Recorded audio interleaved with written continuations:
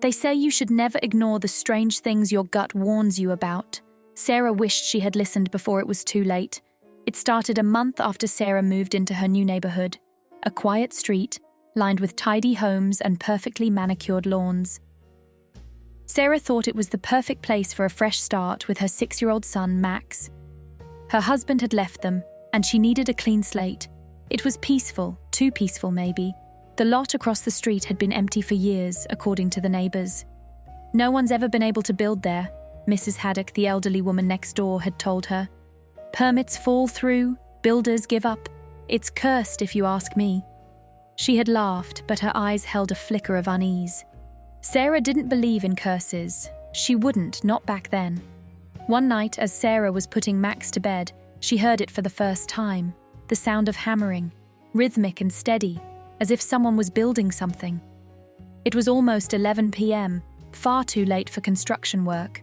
Curious, Sarah peeked out the window, expecting to see workers or trucks, but the lot was dark and empty. The next morning, Sarah walked Max to the bus stop and glanced at the lot again. Her heart skipped a beat. There was something there that hadn't been there before, a frame. Just the bare skeleton of a house, but it had definitely sprung up overnight. They must work fast, Sarah murmured to herself. But as she looked closer, she noticed something odd. There were no tools, no machines, no debris, nothing to suggest construction was happening. Each night the hammering continued, and each morning the house grew. The walls went up, a roof appeared, windows filled the frames, and every morning the news would report another person missing. A jogger, a delivery driver, even a local police officer. Sarah started to notice a pattern. Every time a part of the house was completed, someone in the neighborhood disappeared. "Mum, that house looks weird," Max said one morning over breakfast. "It's like it's watching us." Sarah tried to laugh it off. "Houses can't watch people, sweetie." But the unease in her chest was growing. By the end of the week, the house was complete. It was a modest 2-story structure with pale blue siding and white shutters, the kind of house you'd see in any suburban neighborhood. But something about it felt wrong. The windows, they were too dark, almost black, as if they were absorbing light rather than reflecting it. One evening, as Sarah and Max sat in their living room, she noticed something odd. Toys, bright and colorful, had appeared on the edge of their lawn. A small red truck, a stuffed bear, a ball. Max's eyes lit up when he saw them. "Mom, look, can I go get them?" Max asked, already heading for the door. Sarah's heart sank. She hadn't bought those toys. She grabbed Max by the arm before he could leave. "No, sweetie, those aren't ours." "But they're right there, please, Mom." Sarah shook her head, her voice firm. "No, Max, stay inside." That night, the toys multiplied. A trail of them now led across the street, stopping at the front door of the mysterious house. Max stared out the window, mesmerized. "Mom, I think they want me to play."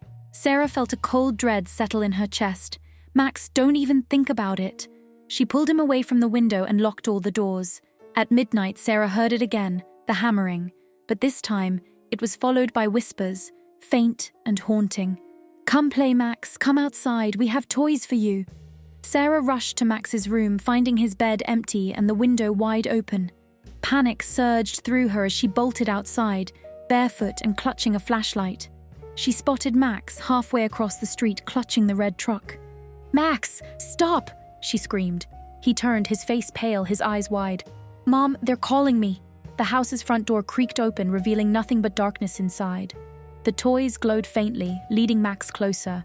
Sarah sprinted toward him, grabbing him just as he reached the porch.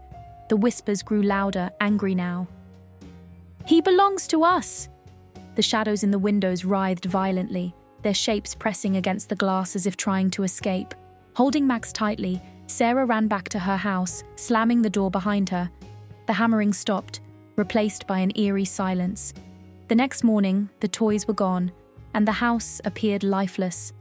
But Sarah knew better. She decided to check with a real estate office, hoping for answers. The agent she spoke with didn't laugh. They didn't even act surprised. Instead, they shrugged it off. "Sometimes properties have unusual histories," the agent said, avoiding her eyes. "I'd just ignore it if I were you." Sarah chose to stay in her home, but she made one rule for herself and Max: never go near that house again. The curtains in their living room remained tightly shut, and she avoided looking out the window altogether. She could feel it watching, even if she couldn't see it. But sometimes, late at night, Sarah swears she can still hear the faint sound of hammering. And Max, he won't sleep near windows anymore. If you ever see a house that builds itself, don't wait, don't watch, don't let it in. Because once you cross that line, you may never find your way back.